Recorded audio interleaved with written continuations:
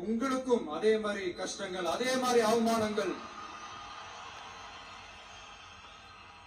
அதையெல்லாம் நீங்க பெருசா எடுத்துக்காம, அதையெல்லாம் நீங்க பொருட்டாவே எடுத்துக்காம, என்னோட வலிகளை, என்னோட வேதனைகளை உங்களோட நான் நினைச்சு என் கூடவே நின்னு இன்னைக்கு சி ஜோசப் விஜய் எனும் நான்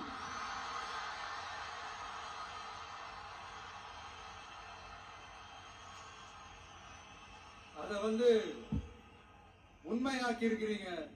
உண்மையிலே என்ன சொல்றதுன்னு எனக்கு தெரியல.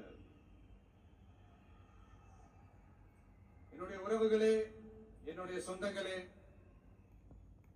நான் ஒன்னும் தேவ தூதர்லாம் கிடையாது. நானும் ஒரு இயல்பான ஒரு வாழ்க்கை வாழ்ற ஒரு சாதாரணமான மனுஷன் தான். நான் முன்னாடியே சொன்ன மாதிரி அது செய்வேன் இது செய்வேன்னு பொய்யான வாக்குறுதிகள்லாம் கொடுத்தவங்களை நான் ஏமாத்த மாட்டேன். எது சாத்தியமோ அது மட்டும்தான் நான் செய்வேன். இம்மிடியா உங்க மனசுல ஒரு கேள்வி ஒன்று வரலாம், அப்ப சாத்தியம் இல்லாததை செய்ய மாட்டாங்களா, செய்ய முடியாதா அப்படின்ற ஒரு கேள்வி ஒன்று வரலாம். இத்தனை கோடி மக்கள் என் கூட இருக்கும் போது எது வந்தாலும் பாத்துக்கலாம், என்ன வந்தாலும் பாத்துக்கலாம் அப்படின்ற அந்த கான்பிடன்ஸ் என் மனசுல இருக்கு. இன்னொரு விஷயமும் நான் இங்க சொல்லணும். இன்னைக்கு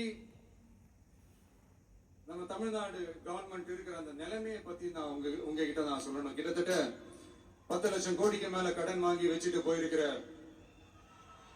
இன்னைக்கு அந்த தமிழ்நாடு அரசு இருக்கிறப்போ, கஜானாவை சுத்தமா தொடச்சி வலிச்சு வச்சுட்டு போயிருக்கிறப்போ, தூக்க முடியாத சுமையை ஏத்தி வச்சுட்டு போயிருக்கிறப்போ,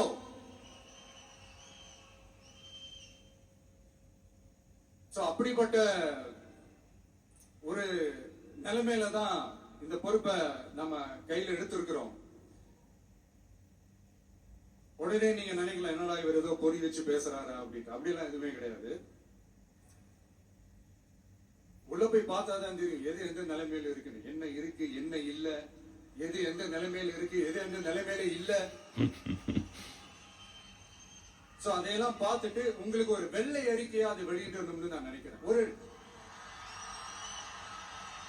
ஒரு டிரான்ஸ்பரண்டான ஒரு கவர்மெண்டா, அதாவது இன்னைக்கு நம்ம தமிழ்நாடு கவர்மெண்ட் இந்த நிலைமையில தான் இருக்கு அப்படின்றத உங்ககிட்ட சொல்லிட்டு I just want to take it forward from there.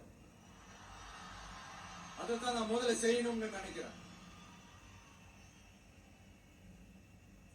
Tamil Nadu பொறுத்த வரைக்கும் யாரையாவது போய் ஏதாவது சந்திக்கணும் அப்படின்னா இந்த மூஞ்ச மூடிக்கிட்டு